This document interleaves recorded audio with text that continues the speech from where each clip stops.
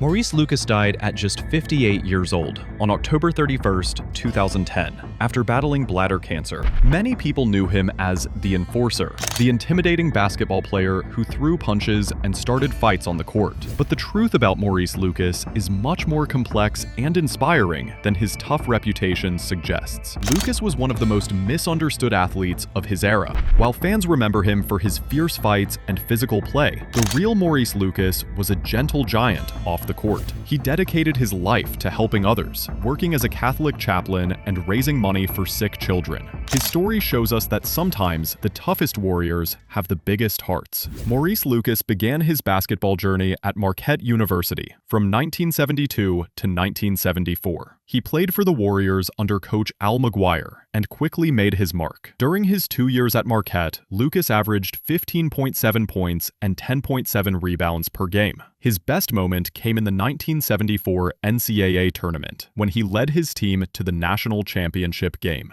In the national semifinal against Kansas, Lucas dominated with 18 points, 14 rebounds, and 4 blocks in a 64-51 victory. Although Marquette lost in the title game to North Carolina State 76-64, Lucas played all 40 minutes and led his team with 21 points and 13 rebounds. His college performance earned him third-team All-American honors and caught the attention of professional scouts. After college, Lucas had choices to make. The Chicago Bulls selected him 14th overall in the 1974 NBA draft, while the Carolina Cougars had his rights in the ABA. Lucas chose the more physical and freewheeling ABA, signing with the Spirits of St. Louis. This decision changed his life forever. The ABA was a rough league, where physical play was not only allowed, but encouraged. Lucas thrived in this environment, averaging 13.2 points and 10 rebounds per game in his rookie season. He made the ABA All-Rookie second team and was later traded to the Kentucky Colonels. During the 1975-76 season, he became an ABA All-Star, averaging 17.0 points and 11.3 rebounds per game. It was during his time with the Spirits that overall in the dispersal draft for $300,000. Ramsey had a specific plan for Lucas. He wanted him to use his reputation to intimidate opponents and protect his teammates. In their first meeting, Ramsey told Lucas to flaunt the physical reputation he brought with him from the ABA. Lucas embraced this role perfectly. He became an immediate leader for the Blazers, leading the team in scoring with 20.2 points per game in his first season. He also grabbed 11.4 rebounds per game, forming a dominant front court with Bill Walton.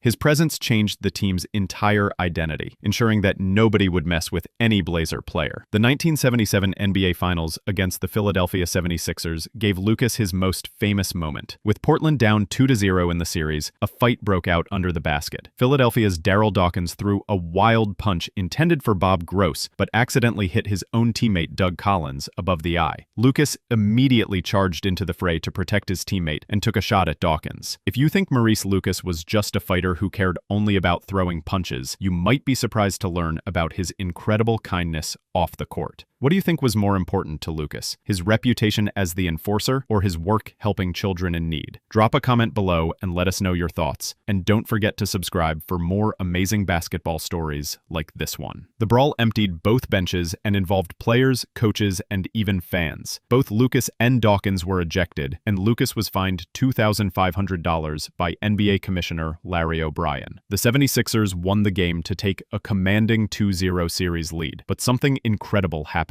next. Lucas's willingness to defend his teammates sparked a fire in the Blazers that nobody could extinguish. Portland won the next 4 games straight, completing one of the greatest comebacks in NBA Finals history. Lucas's confrontation with Dawkins is widely credited with shifting the momentum of the entire series. His actions showed his teammates that he would fight for them no matter what, and they responded by playing inspired basketball. This defining moment occurred just months before a more serious incident that would change the NBA forever. In December 1977, Lakers forward Kermit Washington nearly killed Rudy Tomjanovich with a single punch. That event, not the Lucas New York Knicks, Phoenix Suns, Los Angeles Lakers, Lakers and Seattle Supersonics. However, Portland always remained his true home. He returned to the Blazers for his final season in 1987-88 before retiring from professional basketball. The Trail Blazers honored Lucas by retiring his jersey number 20 in a ceremony on November 4th, 1988. This tribute was particularly significant because it acknowledged that his contributions went far beyond statistics. While Lucas was a 5-time All-Star with multiple All-NBA and All-Defensive honors, he never made it to the Basketball Hall of Fame.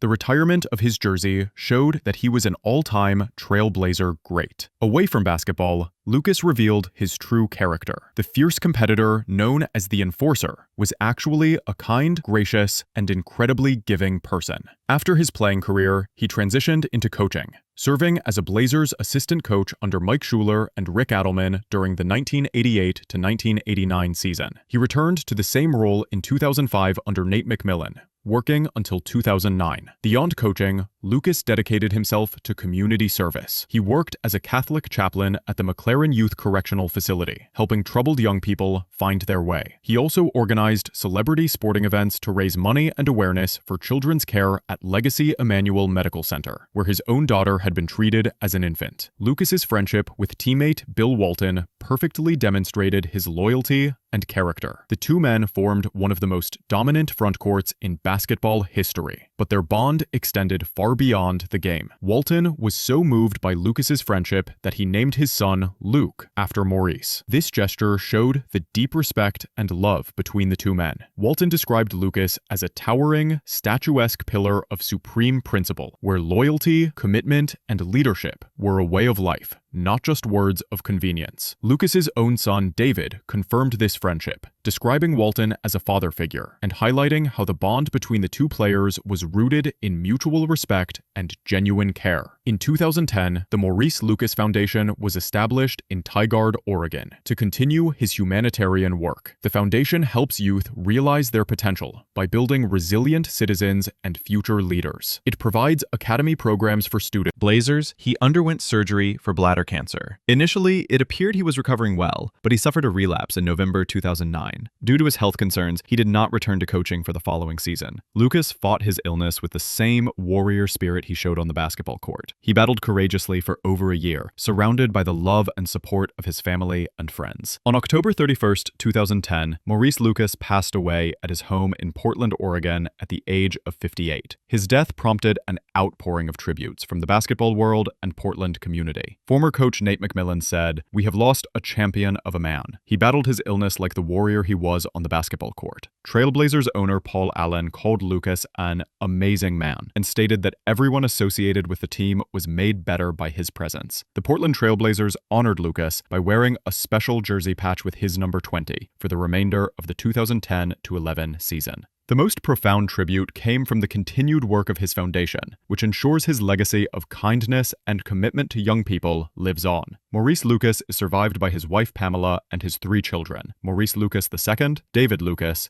and Kristen Lucas. His son David followed in his footsteps, playing college basketball at Oregon State University and professionally in Europe and China. The family continues working with the Maurice Lucas Foundation to impact Portland youth. The story of Maurice Lucas teaches us that people are far more complex than their public image suggests. He was simultaneously the enforcer and the gentle helper, the feared fighter, and the caring mentor. His life shows that true strength comes not from intimidating others, but from lifting them up. Maurice Lucas may have earned his reputation through fights, but he built his legacy through love and service to others. Make sure to subscribe to our channel for more incredible stories about basketball legends who made their mark both on and off the court. Maurice Lucas proved that even the toughest warriors can have the gentlest heart.